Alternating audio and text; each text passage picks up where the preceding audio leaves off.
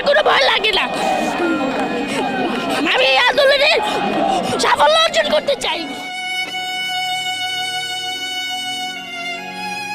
আমরা একটা শান্তিপূর্ণ আন্দোলন করতে চেয়েছি, কিন্তু ওখানে পুলিশরা এসে আমার ভাইদেরকে মেরে অশান্তিপূর্ণ আন্দোলন করে শুরু করেছে। সেজন্য আমি এখন এই আন্দোলনে অংশগ্রহণ করব। তুমি তো অনেক ছোট, একদমই বাচ্চা, তারপরও এই আন্দোলনে যুক্ত হয়েছে এবং সাথে মাও আছে। কেন আসলে আজকের এই আন্দোলনে এসেছো? কারণ আমার বড় ভাইদেরকে মারা হয়েছে, আমার আবু সাইদকে মারা হয়েছে, রংপুরে আমার বড় ভাই আবু সাইদকে মারা হয়েছে।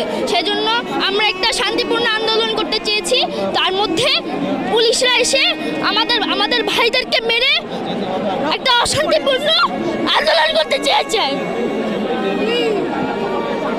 আমাদের কথা তারা গুলি করলো কেন? আমাদের সন্তানদেরকে শান্তিপূর্ণ